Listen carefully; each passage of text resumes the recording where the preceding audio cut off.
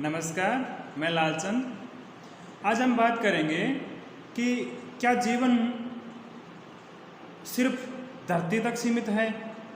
भाई इसके अलावा जो ग्रह हैं इतने बड़े ब्रह्मांड में, जैसे अपना सन है, बृहस्पति है, शुक्र है, बुध है, नेपच्यून है, तो क्या ये बाकी जो भी ग्रह हैं या तारे हैं या उपग्रह हैं, जिन्हें जैसे चांद है उपग्रह, तो क्या ये सारे खाली पड़े हैं, वहाँ कोई इंसान नहीं है या जीवन नहीं है? ऐसा है भी आज तक तो हमें यही बताया गया है भी मंगल पे गए या चांद पे गए तो वहाँ जीवन के कोई शाइन या जीवन के कोई निशान नहीं मिले। तो क्या हम मान लें कि भाई जीवन सिर्फ इस धरती पर ही है? अगर नासा की माने, जो अमेरिका की स्पेस एजेंसी है, भारत की स्पेस एजेंसी है इसरो, और चाइना की जैसे चाइनीज स्पेस एजेंसी है, तो इनके मिशन आज से कई 50-60-100 साल के लगभग इनके मिशन जैसे चल रहे हैं। तो जैसे इसरो उसका नासा का करंट में जो मिशन है, जैसे आर्टेमिस मून मिशन है, या पहले भी इनका एक मून मिशन था, रसिया का भी एक मून मिशन हो चुका है जहाँ ये एक कुत्ते को शुरू में चांद पर भेजते हैं। तो इन सारे, और भारत का भी पीछे 2020 में लगभग वो था चंद्रयान मिशन, और भी बहुत सारे मंगलयान या और भी ग्रहों पे इन्होंने अपने मिशन भेज रखे हैं या करंट में चल रहे हैं, इन पे ये शोध कर रहे हैं। तो इन सब के हिसाब से भाई जीवन सिर्फ धरती पर है, भाई बाकी ग्रहों पे जीवन इनके हिसाब से नहीं है। आधुनिक विज्ञान नहीं मानती भी और ग्रहों पे जीवन है या जीवन संभव हो सकता है धरती के जैसा। अब एक बात बताओ, इनके हिसाब से धरती पे जैसा सारा जीवन का जैसे है भाई, जैसे हवा है, पर्यावरण है, मिट्टी, धूल, ये सब जैसे धरती पर है, सेम ऐसे ही ये चंद्रमा पे देखते हैं भाई, वैसी की वैसी हवा, वैसा का वैसा पानी। तो क्या ईश्वर इतना बोरिंग होगा, इतना नीरस होगा ईश्वर, जिसने ये प्रकृति, जिसने ये संसार, ये इतना बड़ा बनाया है ये खेल? तो क्या वो एक जगह पे जैसे जीवन है, जैसे धरती पे जिस हिसाब का जीवन है, तो क्या वैसा ही जीवन वो चांद पे बनाएगा? क्या वैसा ही जीवन वो बृहस्पति पे बनाएगा? क्या वैसा ही जीवन वो मंगल पे बनाएगा या अन्य ग्रहों पे? वैसा का वैसा ही जीवन, वैसा ही हमारा फिजिकल शरीर, वैसा ही पानी, वैसी ही हवा, क्या एक जैसा ही बनाएगा? इनके हिसाब से ऐसा ही है। लेकिन आप भी मान के चलो, आप भी धरती पर भी क्या एक सा ही जीवन है, एक तरह का ही जीवन है? क्या सब कुछ एक ही है? जैसे फूल के प्रकार ले लो, फूल के टाइप्स ले लो, कितने तरह के फूल, कितनी तरह की वनस्पतियाँ, कितनी तरह की नदियाँ और कितनी तरह की फसलें, विविधताएं, मतलब धरती पे विविधताओं से भरी पड़ी है धरती, एक चीज़ कोई नहीं बनाई। कितनी तरह की खुशबू, कितने तरह के फल, सब्जियां, इनमें वैरायटी हैं, विविधताएं हैं। तो क्या अन्य ग्रहों पे भी सेम ऐसा ही रखेगा वो? उन ग्रहों पे डायमेंशन अलग होगी, वहाँ पर्यावरण अलग होगा, वहाँ जैसे हमारा शरीर पंच तत्व से बना है, तो ये फिजिकल भौतिक शरीर भी वहाँ अलग होगा, वहाँ रूप अलग होगा। जैसे हम मान के चलें, सूरज पे बताते हैं भी सूरज पे 6D है, जैसे धरती पे 3D है, तीसरी घनत्वता है, तो सूरज में 6D है। सूरज में भी जीवन है, आज तक ये इन्होंने नहीं बताया, सूरज में भी जीवन है। तो क्योंकि आत्मा ना कट सकती है, ना गल सकती है, ना जल सकती है, आत्मा ना मिट सकती है, ना आत्मा पैदा हुई, ना आत्मा खत्म होगी। तो आत्मा जैसे इस शरीर का जिसने आत्मा ने फॉर्म ले रखी है जिस हिसाब की इस धरती पर, तो सूर्य पे वो और कोई फॉर्म क्यों नहीं ले सकती? वो अलग रूप वहाँ क्यों नहीं ले सकती? वहाँ रोशनी के शरीर क्यों नहीं हो सकते? लाइट का शरीर क्यों नहीं हो सकता? क्योंकि आत्मा तो जलती नहीं, आत्मा तो मिटती नहीं, तो वो कोई भी रूप ले सकती है। तो वहाँ की परिस्थितियाँ अलग होगी, वहाँ का टाइम, वहाँ का स्थान, सब कुछ सब कुछ डायमेंशन सब कुछ अलग होगा, तो वहाँ ये ढूंढना कि हम चांद पे जाएंगे सीधा या और ग्रह पे जाएंगे, तो हम सीधा वहाँ कैसे जा सकते हैं, क्योंकि वहाँ का पर्यावरण अलग है, वहाँ की हवा जलवायु सब कुछ वो धरती से मैच ही नहीं करेगा। हाँ कुछ एक बातें मैच कर सकती है, वो एक बात एक्सेप्शन में है, लेकिन ज़्यादातर मोटे रूप में वहाँ अलग ही होगा, सारा जीवन का रूप अलग होगा, वहाँ के हिसाब से होगा। एक धरती पर देख लो 8 अरब लोग हैं अभी, और भी होंगे, और भी जनसंख्या बढ़ेगी। 8 अरब लोगों में से किसी का भी जो हमारे अंगूठे का निशान जो है वो किसी से नहीं मिलता, तो ये क्या ईश्वर एक सा बना सकता था?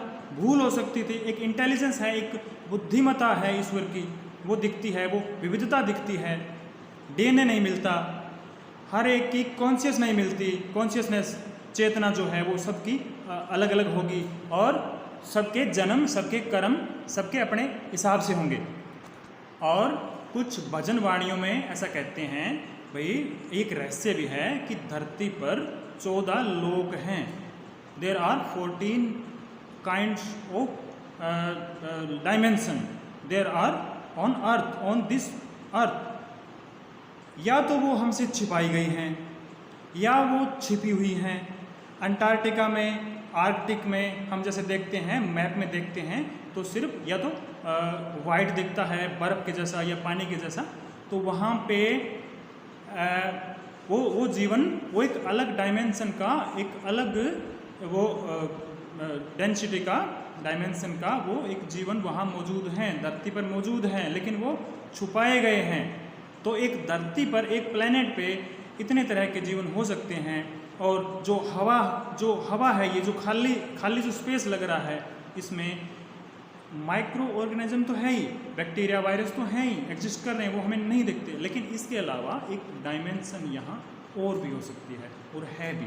वो अलग डायमेंशन है, क्योंकि हमारी देखने की, हमारी सुनने की एक निश्चित रेंज सेट की हुई है इंसान के हिसाब से, इस डायमेंशन के हिसाब से।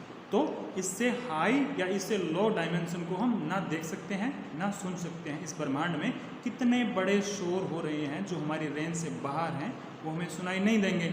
और जो लोअर लेवल के भी एक रेंज होती है और एक हाई लेवल की भी एक रेंज होती है, उससे ज़्यादा उससे कम हमें सुनाई दिखाई नहीं देता। वो सेंस का वो एक रेंज सेट है या तय की गई होती है।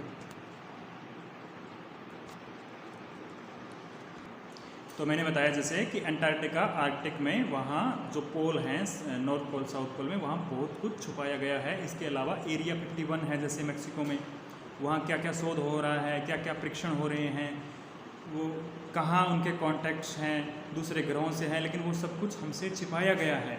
हमसे बहुत कुछ छुपाया गया है जो आज तक इन्होंने उजागर नहीं किया। तो क्या इनका मंगल पे जाना, मंगल पे बस्ती बनाना या मंगल पे ले जाना, चांद पे ले जाना, सीधा डायरेक्ट इस फिजिकल बॉडी को, इस भौतिक शरीर को वहाँ ले जाना, वहाँ रहने के लिए ये सब करना भी, हम वहाँ रहने लग जाएंगे। यहाँ पे धरती पे प्रदूषण बढ़ गया है, आतंकवाद बढ़ गया है, गरीबी बढ़ गई है, पानी की कमी हो गई है, क्या हम सीधे वहाँ जाके रह सकते हैं? बिल्कुल बुद्धिहीन सोच है ये। 2 तरीक़ों से वहाँ जाया जा सकता है। एक तो आत्मा को शरीर से बाहर निकालकर, जीवित शरीर से आत्मा को बाहर निकालकर एस्ट्रल ट्रैवलिंग, उस सूक्ष्म आत्मा का शरीर जो है उसको ले जा सकते हैं। एक तो ये तरीका हो गया। दूसरा तरीका है वहाँ हम जन्म ले सकते हैं अपनी इच्छा के हिसाब से।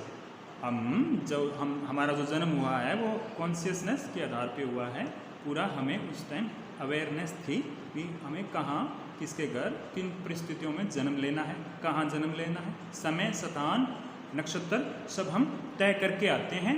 ऐसे नहीं भी किसी ने हमें भेज दिया या हम ऑटोमेटिक आ गए, हम अपनी स्वेच्छा से, इच्छा से आते हैं। तो दूसरे तरीके से क्या है कि हम वहाँ जन्म ले सकते हैं, चांद पर, बृहस्पति पर या अन्य ग्रहों पे हम जन्म ले सकते हैं अपनी इच्छा के हिसाब से। दूसरा इसका एक नुकसान है या एक रूल का, फ्री विल की रूल का या प्राइवेसी जो होती है उनका, उसका उल्लंघन है सीधा। जैसे हम मार्स पे जाते हैं या बृहस्पति पे जाते हैं तो वो प्राइवेसी होती है। वो जैसे धरती के बाहर एक लेयर है ओजोन की, तो वो एक परत है, वो एक क्वारंटीन है वहाँ उस धरती की एक प्राइवेसी है, भाई उससे अंदर कोई दूसरे ग्रह से सीधा नहीं आ सकता, या तो इजाज़त लेनी पड़ती है। जो हमसे हायर बीइंग है वो प्रोटेक्शन के लिए ऊपर जैसे रहते हैं अन्य ग्रहों पे, तो उनका एक ग्रुप होता है। तो हम अगर बृहस्पति पे सीधे जाते हैं या शनि पे हम सीधे जाते हैं, पहली बात तो हम जा ही नहीं सकते, क्योंकि वो बहुत लाइट ईयर या बहुत लाखों किलोमीटर वो हमसे दूर है, तो वो सर्वाइव नहीं कर पाएंगे, हमारा शरीर वहाँ झेल नहीं पाएगा वो गर्मी या वो ठंड जो भी है। तो लेकिन प्राइवेसी का भी तो उल्लंघन होता है, वहाँ के अलग रूल एंड रेगुलेशन या पूरा जीवन उनका डायमेंशन अलग है, तो वो एक प्राइवेसी जो एक क्वारंटीन होती है उनकी, वो उसको भेदना वो अपने आप में उनकी फ्री विल या उनकी आज़ादी का वो उल्लंघन है। दूसरा, यहाँ धरती पे जिनकी सत्ता है, जो पावर में हैं, वो उनको हम राक्षस कह सकते हैं, राक्षस, शैतान। वो देवता नहीं हो सकते, वो इंसान नहीं हो सकते, वो मानवता के दुश्मन हो सकते हैं। तो यहाँ धरती पे प्रदूषण करके, पानी को ख़राब करके, हवा को ख़राब करके, यहाँ पूरा शोर शराबा करके, बीमारियाँ, आतंकवाद, ये सब करके, क्या वो दूसरे ग्रहों पे जाके ये सब नहीं करेंगे? क्या यहाँ वो सही नहीं कर सकते? क्या ईश्वर ने कम कुछ दिया? यहाँ सोना कम था, यहाँ फसलें कम थी, यहाँ पानी कम था, जो था उसको हम यहाँ गंदा करके वहाँ जाके गंदा नहीं करेंगे? क्या इनका बाप का राज है वहाँ जाके सीधा किसी और ग्रह पे जाके वो वहाँ भी ये सब करेंगे या नहीं करेंगे? ऐसी गारंटी देते हैं ये? तो हमारे भले के लिए ये कुछ नहीं कर रहे हैं, भाई मंगल पे हम इंसानों को बसाएंगे। इन्हें सिर्फ एक्सप्लॉयटेशन करनी है, इन्हें सिर्फ लोगों को एक्सप्लॉयट, रिसोर्सेज को, प्राकृतिक रिसोर्सेज को इन्हें एक्सप्लॉयट करना है। क्या आप सोचते हो भाई जो अभी आधुनिक विज्ञान में जो भी यान है, फ़ोन है, कंप्यूटर है, या जो भी टेक्नोलॉजी है, क्या वो एडवांस से एडवांस लेटेस्ट एडिशन क्या आपके पास है? हो ही नहीं सकता। ये कम से कम 100 साल तक एक टेक्नोलॉजी को छुपा के रखते हैं। इनके पास ये जो जहाज़ें चलती है, प्लेन, हेलीकॉप्टर, इनसे एडवांस, कहीं ज़्यादा एडवांस इनके पास प्लेन है, लेकिन वो छुपा के रखते हैं। कंप्यूटर, इनसे कहीं ज़्यादा स्मार्ट इनके पास कंप्यूटर रहते हैं, लेकिन वो छुपा के रखते हैं। इसके अलावा ड्रग्स या और सारी इन्वेंशन जो होती हैं वो इनके पास ये छुपा के रखते हैं। जैसे सोलर पैनल है, इनके पास ये टेक्नोलॉजी 100 साल पहले भी थी। फ्री इलेक्ट्रिसिटी, जैसे टेस्ला ने दिया था, फ्री इलेक्ट्रिसिटी, ब्रह्मांड से सीधा एनर्जी को, लाइट को लेना, अपने यूज़ करना, तो वो इनके पास था, लेकिन इन्होंने उसको छुपाए रखा। अभी ये बैटरी वाली कारें जैसे हैं, स्कूटी हैं, ये सारा लेके आ रहे हैं, लेकिन इनके पास ये पहले भी था, और अभी भी मौके पर, प्रेजेंट में भी इनके पास टेक्नोलॉजी है जिसे ये छुपा के रखेंगे। पूरी मीडिया, चाहे वो इलेक्ट्रॉनिक हो, चाहे वो प्रिंट मीडिया हो, चाहे वो सोशल मीडिया हो, पूरी मीडिया, पूरी दुनिया की मीडिया ये कंट्रोल करते हैं। पूरी एजुकेशन सिस्टम, सारा एजुकेशन सिस्टम, पैटर्न जो भी है, एजुकेशन में क्या पढ़ाया जाएगा, क्या होगा, वो सब इन्हें ये कंट्रोल करते हैं। पूरी ड्रग्स, जो भी एलोपैथिक जो मेडिसिन है, पूरी ड्रग्स कंपनियां इनकी है। तेल की रिफाइनरी, पूरी एनर्जी सेक्टर जो भी है, कोयला, गैस और ये तेल, सारा ये कंट्रोल करते हैं। और धरती के जितने भी रिसोर्सेज हैं, पूरे 90% वेल्थ, पूरे दुनिया की वेल्थ, पूरी करेंसी, बैंकिंग, सब इनका है। फ़ोन, ये सारी टेक्नोलॉजी सब पर इनका कंट्रोल है। 90% अगर वो वेल्थ कंट्रोल करते हैं, सिर्फ 13 परिवार जो यहूदियों के सिर्फ 13 परिवार हैं। भारत की पूरी संपदा, पूरे धन भारत का सिर्फ 9 लोगों के पास 50% से ज़्यादा है। तो ये असामान्य वितरण है, इससे क्या होगी? गरीबी, भुखमरी, ये सब। तो अगर इतना धन इनके पास है, पूरी टेक्नोलॉजी, पूरी मीडिया, पूरा तंत्र इनका है, इसके अगर ये है तो फिर भी इन्हें और भूख किस चीज़ की है? इन्हें और ग्रह पे क्यों जाना है? समझ रहे हो? अगर इनको धन चाहिए तो और कमा सकते हैं, और लूट सकते हैं। सभी रिसोर्सेज इनका है, कंट्रोल इनका है, पूरी करेंसी ये छापते हैं, कंट्रोल करते हैं, डॉलर को, रुपीज़ को, सब बैंकिंग, सारा कंट्रोल इनका है। इन्हें चाहिए एनर्जी, इन्हें चाहिए पॉजिटिव एनर्जी पे ये फीड करते हैं। एनर्जी इनको चाहिए जीवित रहने के लिए या ग्रो करने के लिए, तो इनको एनर्जी चाहिए। वो एनर्जी ना तो फिजिकल रूप में है, लेकिन वो एनर्जी इनको सब पता है कैसे उसको कैसे उसको लेना है अपने फायदे के लिए। और इनकी पावर का अंदाज़ा आप इसी बात से लगा सकते हो कि ये नोटबंदी कर सकते हैं, ये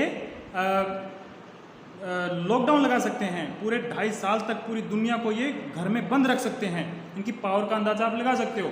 और आपने नोटिस किया होगा एक आकाश में जैसे वो एक प्लेन सा होता है स्पेड, पूरा धुआं छोड़ता हुआ जाता है वो, तो ये क्या है, ये वो केमिकल का, मैं इसके लिए आपको अलग से एक वीडियो बनाऊंगा कि केमट्रेल बोलते हैं उसको।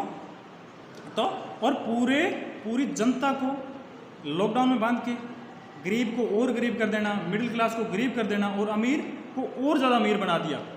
तो ये सब ये कर सकते हैं, तो इनके पास पावर की कोई कमी नहीं है और पूरी मानवता को ये गुलाम बना सकते हैं, वैक्सीन लगा सकते हैं और युद्ध करवा सकते हैं। रूस यूक्रेन ये सब, ये बड़े बड़े देश शामिल होते हैं इसमें। ये कोई एक रूस यूक्रेन की बात नहीं है, इनमें दो पावर आपस में ये टकराव होता है। जैसे दो विचारधारा हैं दुनिया में, कम्युनिज्म और कैपिटलिज्म, तो ये प्रमोट करते हैं, अपने हथियारों को प्रमोट करते हैं और इसके अलावा युद्ध का सहारा लेके ये पीछे से कोई और ही कांड करते हैं, क्योंकि लोगों का ध्यान सिर्फ उसमें चल रहा है। पूरा 1.5 साल हो गया उसी युद्ध में चल रहा है, या कोई और टॉपिक ले आएंगे उसको, पूरा वो जो मीडिया है वो पूरा उसके पीछे लगा देंगे, पूरे दिन वो हिंदू मुस्लिम करेंगे या ऐसी डिबेट रखेंगे, लेकिन पीछे से इन्हें और कुछ करना है ताकि लोगों का ध्यान वहाँ ना जाए।